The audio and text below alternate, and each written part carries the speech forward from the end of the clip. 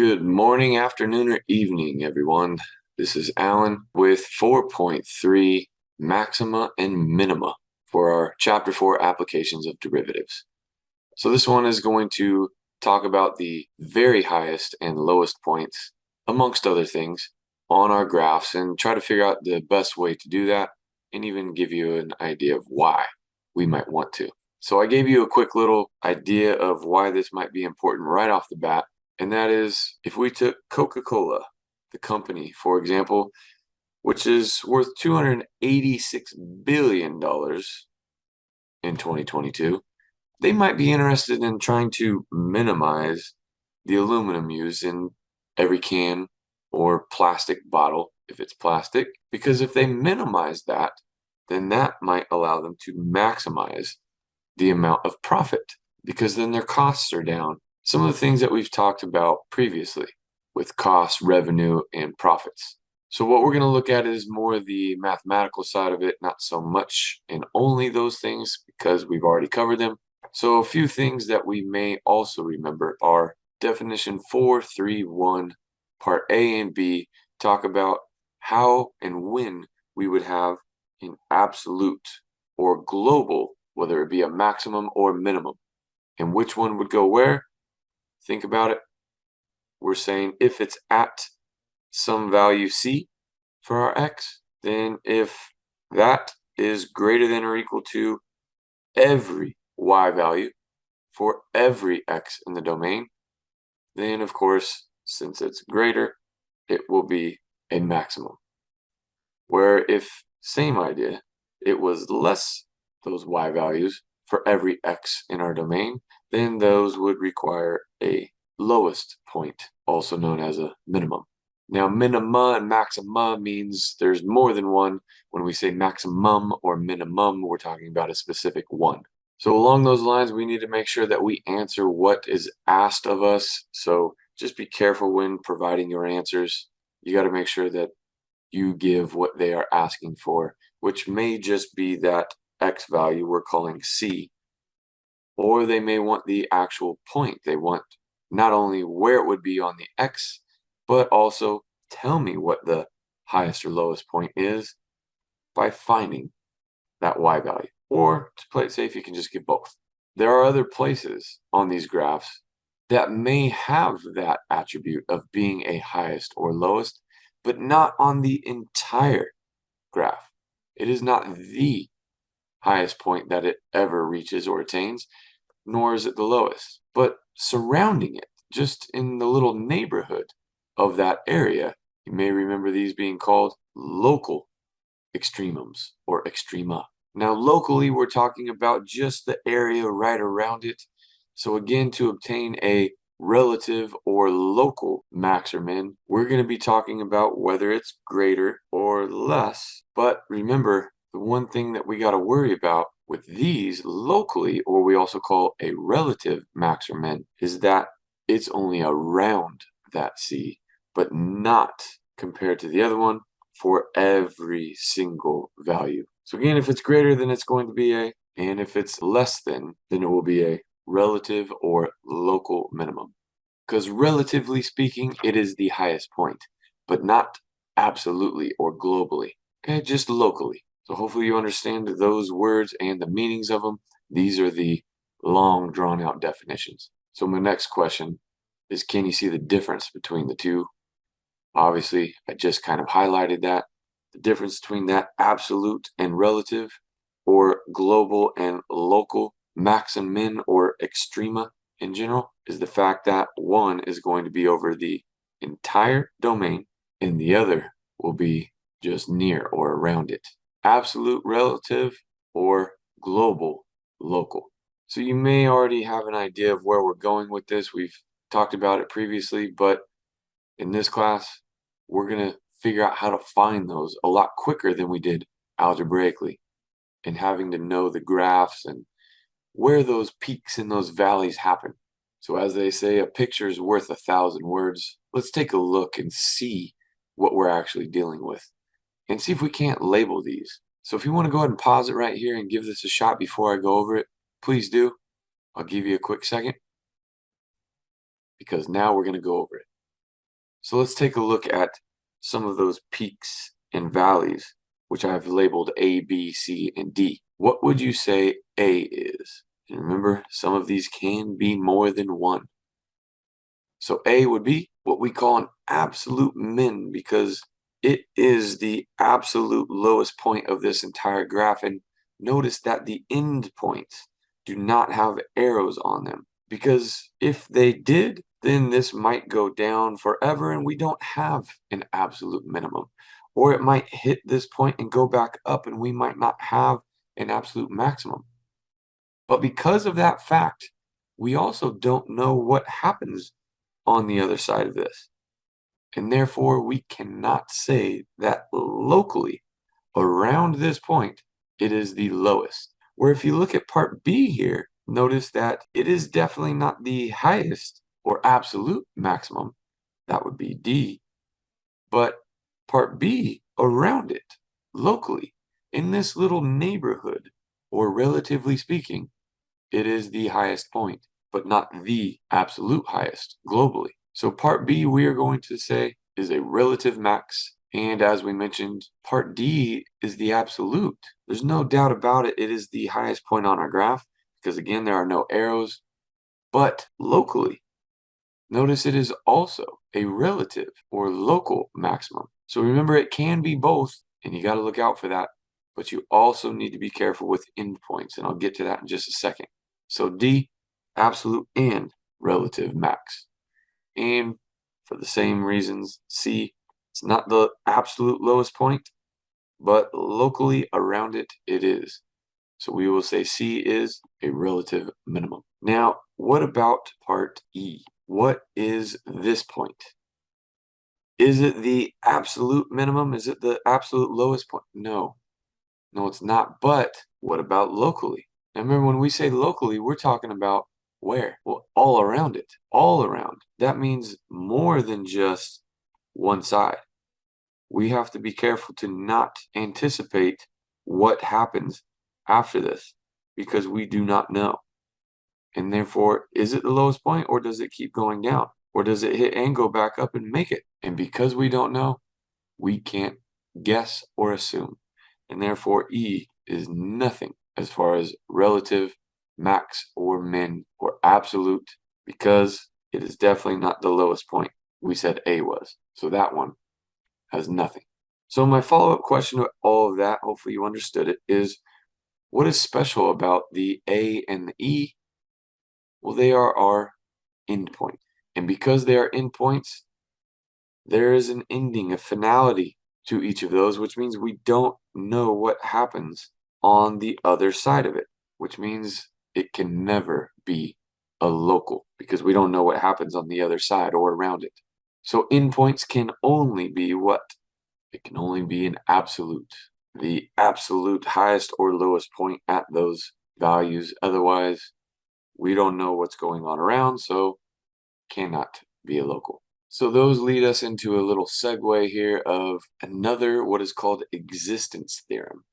Kind of like our intermediate value theorem, only told us that there was some value in between, or our 2 points given, A and a B. Well, this one is going to talk about another thing that exists, the extremes, EVT for short, the extreme value theorem. And it also requires, if you remember the intermediate value theorem, it to be continuous on a closed interval. Closed meaning that A and the B are included, those x values, and that our function, we're calling f, attains an absolute maximum and an absolute minimum. We're just going to call it f of c for one and f of d for the other, for some x values c and d in our closed interval. So again, just telling us that those things have to be in existence.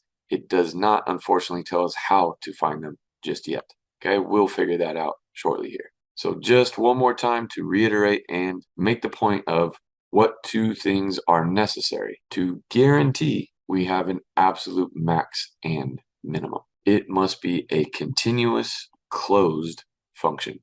Closed meaning it has endpoints that are included, call that a closed interval, and continuous, remember we reviewed that quite a bit in last chapter, what it meant to be continuous was that you did not have to pick up your pen or pencil to get from one endpoint to the other. There were no asymptotes, holes, or jumps. Remember, we called those discontinuities. Now, why are they important? Why are they a necessity? I gave you a couple of quick examples. Remember what this existence theorem is saying is that there will be extreme values in absolute highest and lowest point on a graph if and only if it is continuous and closed. Well, this is closed, but not continuous. And if you notice, it definitely has a lowest point, an absolute minimum, but because of that open dot and that what is called jump discontinuity, even though this is still a function, passes that vertical line test, what would you say the highest point attained is? You can say it's not 3, but it's really close to it. So is it 2.9 or 2.99 or 2.99999? Go on forever. So we can't give you that value because of that openness. Similarly, what if we had an arrow going up forever? There is no end point. It's not closed. Well, again, no maximum value. And of course, since this one's not closed either, no minimum value. So these two things are imperative for us to have an absolute max and min that exists for those extreme values. We're going to talk about how to find them shortly here. But before we do, there's a few more things that come from that theorem. One named after a French fellow by the last name of Vermont, and he came up with this theorem that says we will have a local extremum, not specifying whether it's a max or a min, at some value, as long as our function is differentiable, meaning we can take the derivative of it. Then what would it mean? What do you guys think? When would we have that local max or min at that value when we take the derivative? Remember what the derivative means, the slope of a tangent. And let's go back to our graph real quick so that we can get a visual. When did we have those maxes or minimums locally? You should know that the tangent lines at those peaks or those valleys will have a derivative or slope for that tangent of 0. Hopefully that makes sense to you and you see it. That's why I just went and referred back to our graph when we were initially talking about these. And that's a pretty simple way to understand and, more importantly, to now find where those possible local extremum are. Now, that doesn't tell us if it's an actual maximum or an actual minimum. We're going to have to do a little bit more to figure that out. And if you guys want to pause and think about that, go back to your graph and think about how, without graphing, because we don't want to have to do anything that extreme, no pun intended, with graphing, how could we figure out whether it's a maximum or a minimum once we have already found that the derivative, the slope of these tangent lines, is 0, or what we like to say is horizontal? Give that a little thought real quick. Just pause it and give yourself 30 seconds to think how you would figure that out without graphing. Because if you remember where we found it is 0, by it, I mean the slope of the tangent, or aka derivative. That means it's either positive or negative around those zeros. And because we know that the slope of the tangent is either going to be positive or negative, that's going to tell us if it is, well, the slopes of these would be positive, the slopes of these would be negative. And since it went from positive up to negative down, we should therefore know, without graphing or doing anything else, that this would be a local maximum. Now we're on our way to figuring out what these all would be without having to graph. So that's the idea that we're headed towards. But before we get there completely, let's talk about what if we found the converse, which means we reverse the if and then, meaning if f prime of c equals 0, then does that automatically mean that we have local extremum? The answer is actually no. And let me show you why and where this does occur referring back to our graph once more. If you take a look at one point in particular, something weird kind of happens, and that is right here, which I have not labeled.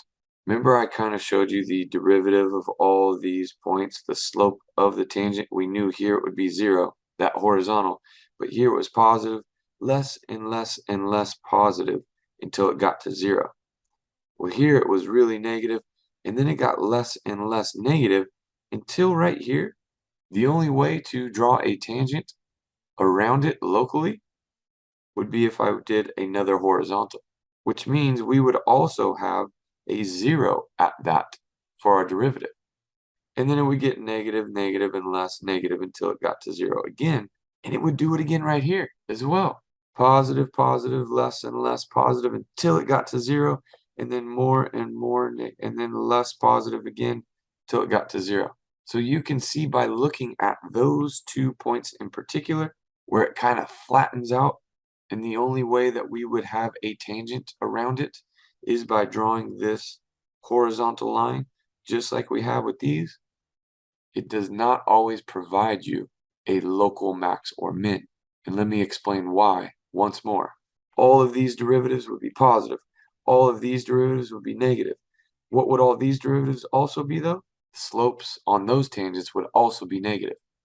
So only when it changes from one sign to the other about your derivative of 0 will it give or provide a local max or min. Notice here it went from a negative to a negative, which means it didn't peak or hit that valley. But here all of these would be positive. Here also positives. So again, around that, no change in sign, which means no peak or valley at those horizontal tangents. So that takes us to our next definition, 435, that says if there is that c value, we're calling it, you'll see why in just a minute, the domain of our function, as long as it's in it, then we are going to say that that value, that x value c, is what is called a critical number, because it's critical to us finding those extreme values, those maxes and those mins, like we talked about at the beginning. If you run the company of Coca-Cola, you're high up there. You want to maximize your profits. And how can you do that? What's one way? Minimize your costs. So it is critical to find that number. And there are 2 ways to find it. The first, you should know, f prime of c could equal, that's right, 0. Or another one that isn't so obvious is that if f prime of c is undefined or does not exist, meaning that, remember, the derivative is a slope of a tangent, and if it's 0, then it's going to look like this. But remember, there are places when we are dealing with slope that it did not work, because remember, it's just the change in the y's over the change in our x's, and if it's this, then there is no change in our y's, but our change in our x is going to be some number. And therefore, we know 0 divided by some number is 0.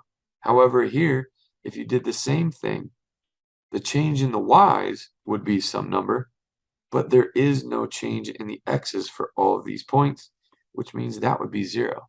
And we know that we cannot, we've seen many times over when dealing with limits in our limit definition of the derivative, that when we have a 0 in the denominator, we say it's undefined or it does not exist. We will use the critical number, or if we want both the x, we call c, and the y value, then we will call it a critical point instead. And these are used pretty loosely, whether you call it a critical point and only provide the x value, or if you actually give the entire point, the x and the y, by plugging it in. Again, it all depends on how they want you to provide that answer. So let's circle back to how we are going to find what we called the absolute max or min. That's theorem 436, which requires you to have a continuous function on a closed interval. We also say bounded because it's bounded by 2 values, typically we call A and B. In order for us to have an absolute max or min, where must this occur? At either the very end points will be the highest and lowest, which, oh, by the way, that will not be found by using calculus. Or the calculus part will be at those critical points or values, which is where our derivative is equal to 0, those horizontal tangents. Now, the number one thing that students often forget when asked to find the absolute max or min, one, you got to make sure that you have those two initial things, that it's continuous on a closed interval, and then don't forget to check your endpoints. Now, you're in calculus, you're going to want to do the calculus and find those critical points by finding the derivative and then setting it equal to 0. And we'll talk about what happens when it's going to be undefined. Kind of mentioned it, but please, please, please do not forget to check your endpoints, which is why I put it as number 1. I want to make sure you do that first so that you don't go through and do most of the work, because this isn't going to require much. This is going to require a little bit of work. Again, more or less, it's going to depend on the function itself and how you take the derivative, chain rule, quotient, product, all those things that we learned in the last chapter. But please do part 1 first, which is why I always put it first, so you don't forget it. Because again, remember, what we're trying to find is the absolute max or min, which means the highest y value or lowest y value. And if you have a continuous closed function, then you're going to have to plug in those values, f of a and f of b, to then compare with when you find however many critical values there's going to be, and plug those in, f of c, f of d, however many there are. And when you find all of these y values, you will simply just give me which one's the biggest. That will be your absolute maximum, and the smallest will be your absolute min. Again, graphically, what does this look like? We would take the derivative of this function, find all the places it's equal to 0, including these, making sure that we plug them all in. And first and foremost, we would have plugged in our endpoints, f of a and f of e, so that we see what all of those y values are. And we would have taken this one as the absolute highest y value, and we would have taken this endpoint as our absolute minimum. So that's all we're doing without having to graph. We want to know how to do it algebraically using this new shortcut called calculus. So because that was quite a bit, I wanted to summarize it all. Lots of vocab there. Let's walk through the steps and remember what the whole goal of this section was. What it was titled was maxima and minima, those extreme values. So here are the 4 steps that I want to make sure that you have memorized and in your notes here. First, state why you know you have a continuous function over the closed interval. We typically say a to b. Now remember, for continuity, everything we generalized is continuous on its domain. So as long as this is within its domain, that's all I need you to quickly and easily state. It's a polynomial. All real numbers is the domain. Therefore, it's continuous and closed. We can move to step 2 and define those extrema, that absolute highest and lowest. We said first we would evaluate the endpoints, f of a and f of b. Once we've got the high and low of our endpoints, which could be the exact same place, up high or up low, they can be offset. We don't know until we actually plug them in, and be careful. Don't make silly mistakes plugging those things in. Put parentheses everywhere there was an x, and then replace all of those with either your a, start over, and then your b. And once you have those endpoint values, then we will find the critical points or values. And how we do that, remember, is finding where our derivative is either equal to 0 or does not exist. And again, when will it not exist? If you have a fraction for your derivative, that would be where the denominator is equal to 0. Otherwise, the top equal to 0 would be when your derivative is actually equal to 0. Now notice it says this one's over the open interval. Why are we now excluding and not including our endpoints? Well, we already checked those, so no need. And don't forget, a derivative is actually a limit. And if we don't know what happens to the left or the right, because those are included, then we don't know what it's approaching from both sides of either A or B. And once you've done all of that, you've checked that it is continuous on a closed interval, which that's usually going to be given, so you really only need to check that. You've then plugged in your endpoints and figured out how high up or down these things are. You found those critical values by doing this, the derivative, and setting both the top and the bottom equal to 0 to find those critical points. All you have to do at the end is compare all those output values for both the endpoints and your critical values. So I just kind of listed it here for you. You're going to find that f of A and f of B first. Before you do anything else, make sure that you check it's continuous on that closed interval, but find those before you start doing the calculus and taking the derivative to find your critical values. And once you've plugged those in, you've found your critical values and plugged those in, all you're going to do is compare them to see which is the largest or absolute max and which is the smallest or absolute min. That's it. Make sure that you now put it into practice, master it, and get comfortable with these things by hopefully not making too many mistakes, but going through each one of these with these 4 things in mind. Make sure that you continue to work hard. It is critical to your success, and I hope you're not maxed out at this point in the class. We're almost there. Keep moving forward, putting in the time and effort, because all the things that I give you is what you should be doing at minimum. I wish you well. I hope this makes sense. We will continue to do examples in class with the notebook examples, our drills for practice. Keep on keeping on, everyone. I'll see you soon. Alan, out.